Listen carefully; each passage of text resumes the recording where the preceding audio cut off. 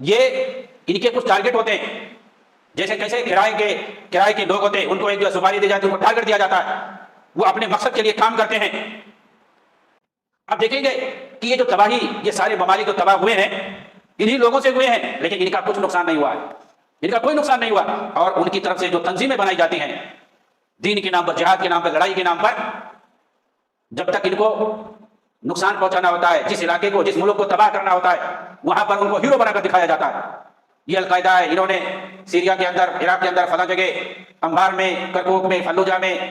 فلاں جگہ انہوں نے حکومت قائم کر لی ہے، اب یہاں پر اسلامی خلافت قائم کریں گے، اور اس کے بعد دھیرے دھیرے یہ پورے دنیا پہ چھا جائیں گے، پورا دکھایا جاتا ہے، ان کے بیان ریکارڈ کروائے جاتے ہیں، اور پھر اس کے بعد سزائیں دیتے ہوئے دکھائی جاتی ہیں، قتل کرتے ہوئے دکھائے جاتے ہیں، اور پھر انہیں کو یہ بھی دکھایا جاتا ہے کہ یہ یورپ والوں کے ساتھ، اور جو کچھ سیاح ہیں، کچھ رپورٹر ہیں، ان کو پکڑ کے رکھے تھے، ان کو بڑے اچھے سے ان کی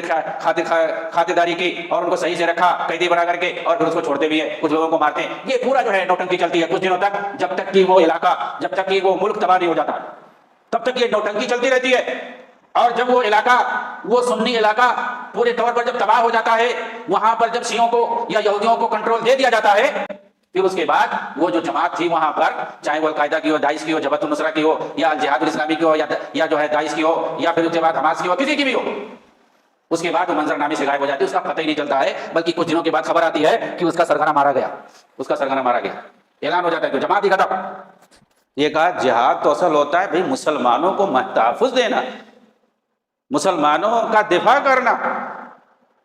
لیکن یہ لوگ کیا کرتے ہیں، اس کا جو حواس کا جو ترجمان ہے موسیٰ ابو مرزوق، اس کا بیان ابھی بھی ریکارڈنگ میں ہے، ابھی جلد لیٹسٹ ریکارڈنگ ہے اس کا،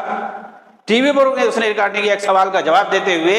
جب اس نے پوچھا کہ یہ جو 500 کلومیٹر لمبے سرنگ تم لوگوں نے بنا رکھے ہیں غزہ کے اندر،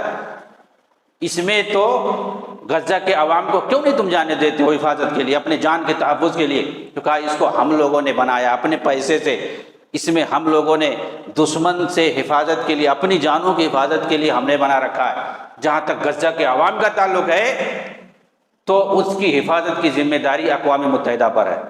اور اسرائیل پر ہے، وہ لوگ، ان لوگوں کی حفاظت کی ذمہ داری ہے، ہم لوگوں کی حفاظت کی ذمہ داری نہیں ہے۔ یہ مت سمجھنا آپ لوگ کہ غزہ کی وہ لوگ نمائندگی کرتے ہیں، غزہ کی تباہی کی وہ تاریخ لکھ رہے ہیں۔ ایک اخبار میں نے پڑھا کہ اگر آج سے غزہ کی آباد کاری شروع کر دی جائے تو 100 سال بھی اسی ایک رفتار سے چلتا رہے تو اس طرح سے نہیں ہو پائے گا جیسے غزہ تھا آج سے 5 ماہ 6 مہینہ پہلے،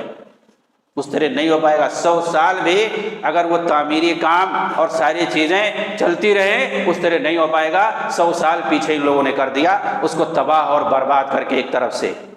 جیسے سیریا کے بہت سارے شہر، عراق کے بہت سارے شہر، یمن اور لیبیا کے بہت سارے شہر تباہی کا شکار ہو گئے، وہ کبھی جو ہے اس طرح آباد نہیں ہو پائیں گے جیسے پہلے تھے۔ ایسے ہی لوگوں نے غزہ کو بنا دیا، اور ان کو ان کے جو ہے قصیدہ خوانی بہت کرنے والے، حقیقت کچھ معلوم نہیں ہے، صرف میڈیا میں دکھاتے ہیں بھئی کون سامنے، کون لڑنے والا ہے، کہاں فوج ہے، کیا ہے، کچھ پتہ نہیں ہے۔ سامنے صرف اور صرف نہتے معصوم عوام ہے جو ڈری سہمی ہے، بھاگتی پھر رہی ہے، ادھر ادھر ٹھکانہ لے رہی ہے، اور وہ بمباری کا سامنا کر رہی ہے۔ آپ دیکھو گے یہی صرف آپ کو دکھائی دے گا، اور کوئی وہاں لڑنے والا نہیں دکھائی دے گا، کوئی نہیں سامنے ہے۔ لیکن میڈیا میں آپ کو، سوشل میڈیا میں ایک ایک سے بڑے بڑے ہیرو اور جہاد مجاہد دکھائی دیتے ہیں۔ کوئی اگر اسٹوڈیو میں کھڑا ہو کر ریکارڈنگ کروا دیا، رومال پہن کر کے، چہرہ بند کر کے، وہاں سے ریکارڈنگ کرواتا رہتا ہے، ایک ایک سے خوبصورت لباس اور خوبصورت اسٹوڈیو میں، سمجھتے ہیں کہ یہ سب جو ہے سامنے لگ رہا ہے کہ جہاد ہو رہا ہے، لیکن وہاں کی حالت جا کے دیکھو کیسی تباہ حالی ہے۔ تو یہ ان کی حقیقت ہے، یہ ان کے کچھ ٹارگٹ ہوتے ہیں، جیسے کیسے کرائے کے لوگ ہوتے ہیں، ان کو ایک جو سپاری دی جاتی ہے، ان کو ٹارگٹ دیا جاتا ہے، وہ اپنے مقصد کے لیے کام کرتے ہیں۔ آپ سمجھ لیں کہ جس طریقے سے انگریزوں نے، یعنی برطانیہ نے اسرائیل کو عرب دنیا میں ایک خنجر گھونپا تھا 1948 کے اندر، اسی طریقے سے 1979 کے اندر فرانس نے ایک خنجر گھونپا ہے ایران کے اندر. یہ دونوں مل کر کے اندر جو ہے عالم عرب کو، عالم اسلام کو تباہ اور برباد کر رہے ہیں. آپ دیکھیں گے کہ یہ جو تباہی، یہ سارے ممالک جو تباہ ہوئے ہیں انہی لوگوں سے ہوئے ہیں، لیکن ان کا کچھ نقصان نہیں ہوا ہے، ان کا کوئی نقصان نہیں ہوا. اور ان کی طرف سے جو تنظیمیں بنائی جاتی ہیں دین کے نام پر، جہاد کے نام پر، لڑائی کے نام پر، جب تک ان کو نقصان پہنچانا ہوتا ہے، جس علاقے کو، جس ملک کو تباہ کرنا ہوتا ہے، وہاں پر ان کو ہیرو بنا کر دکھایا جاتا ہے. یہ القاعدہ ہے، انہوں نے سیریا کے اندر، عراق کے اندر، فلاں جگہ انبار میں، کرکوک میں، فلوجہ میں، فلاں جگہ انہوں نے حکومت قائم کر لی ہے. اب یہاں پر اسلامی خلافت قائم کریں گے اور اس کے بعد دھیرے دھیرے یہ پورے دنیا پہ چھا جائیں گے. پورا دکھایا جاتا ہے، ان کے بیان ریکارڈ کروائے جاتے ہیں اور پھر اس کے بعد سزائیں دیتے ہوئے دکھائی جاتی ہیں، قتل کرتے ہوئے دکھائے جاتے ہیں. اور پھر انہیں کو یہ بھی دکھایا جاتا ہے کہ یہ یورپ والوں کے ساتھ اور جو کچھ سیاح ہیں، کچھ رپورٹر ہیں، ان کو پکڑ کر رکھے تھے، ان کو بڑے اچھے سے ان کی خاطرداری کی اور ان کو صحیح سے رکھا قیدی بنا کر کے، اور پھر اس کو چھوڑتے بھی ہے، کچھ لوگوں کو مارتے ہیں. یہ پورا جو ہے نوٹنکی چلتی ہے کچھ دنوں تک، جب تک کہ وہ علاقہ، جب تک کہ وہ ملک تباہ نہیں ہو جاتا ہے، تب تک یہ نوٹنکی چلتی رہتی ہے. اور جب وہ علاقہ، وہ سنی علاقہ پورے طور پر جب تباہ ہو جاتا ہے، وہاں پر جب شیعوں کو یا یہودیوں کو کنٹرول دے دیا جاتا ہے، پھر اس کے بعد وہ جو جماعت تھی وہاں پر، چاہے وہ القاعدہ کی ہو، داعش کی ہو، جبہت النصرہ کی ہو، یا الجہاد الاسلامی کی ہو، یا جو ہے داعش کی ہو، یا پھر اس کے بعد حماس کی ہو، کسی کی بھی ہو، اس کے بعد وہ منظر نامے سے غائب ہو جاتی ہے، اس کا پتہ ہی نہیں چلتا ہے. بلکہ کچھ دنوں کے بعد خبر آتی ہے کہ اس کا سرغنہ مارا گیا، اس کا سرغنہ مارا گیا، اعلان ہو جاتا ہے کہ جماعت ہی ختم. ابھی جب وہاں پر مسلمان طاقتور تھے تو ایسا لگتا تھا کہ یہ لوگ اسلامی خلافت قائم کر دیں گے، لیکن جب وہاں پر مسلمان ختم ہو گئے، ان کی حکومت گئی، ان کی طاقت گئی، اور ان کے نوجوانوں کو مار دیا گیا، ان کے علماء کو جیل میں ڈال دیا گیا یا مار دیا گیا، سب سرمایہ ختم، ان کی پوری انرجی، پوری طاقت ختم، ان کا اقتدار ختم، اور دوسروں کو قبضہ دلا دیا گیا. اب ان کو سمجھ میں آ گیا کہ یہاں سے مسلمان ختم ہو گئے، اب جو رہیں گے رعایا تھوڑا بہت، اس سے کوئی مسئلہ نہیں ہے. پھر وہ اسلامی جو خلافت تھی وہ ہوا میں چلی جاتی ہے، اور ایسے سرغنے، ایسے کرائے کے جو ٹٹو ہوتے ہیں ان کو یا تو ٹپکا دیا جاتا ہے، یا مار کے ختم کر دیا جاتا ہے، یا غائب کر دیا جاتا ہے، غائب کر دیا جاتا ہے. ایسے ہی شہر کے شہر اور ملک کے ملک تباہ کیے جا رہے ہیں. اس کا تعلق عربوں سے تھا، فلسطین کا. انہوں نے یہودیوں کے آنے سے پہلے سے اس کا خیال کیا ہے، اور عربوں نے، خاص طور سے سعودی عرب نے، جو ان کو کرنا تھا انہوں نے کیا. 48 میں ان لوگوں نے اسرائیل سے لڑائی کی، 56 میں لڑائی کی، 67 میں لڑائی کی، مصر نے 72 میں لڑائی کی، 3 4 لڑائیاں کی ہیں. اس کے بعد انہوں نے دیکھا کہ ہمارے سامنے صرف اسرائیل نہیں ہے، ہمارے سامنے ساتھ میں اس سے بڑھ کر کے امریکہ بھی ہے، فرانس بھی ہے، برطانیہ بھی ہے. یہ تین طاقت اس کے سامنے ہے. ہمارے پاس جب اتنی طاقت ہو جائے گی کہ ہم ان ملکوں کو شکست دے سکیں، امریکہ کو بھی، برطانیہ کو بھی،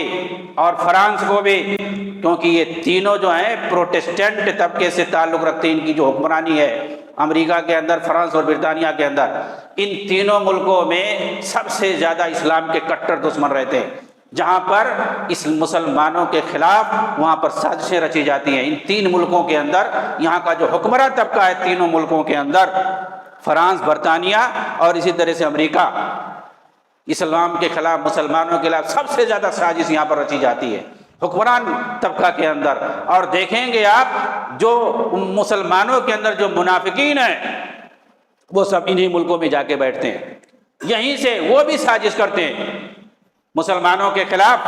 جتنے بھگڑے ہوتے ہیں، جتنے جو ہے مسلم ملکوں کے جو مخالف اور معارض سمجھے جاتے ہیں، سب بھاگ کر کے انہی ملکوں میں جاتے ہیں. کوئی امریکہ میں جاتا ہے، کوئی برطانیہ میں، لندن کے اندر، کوئی فرانس کے اندر.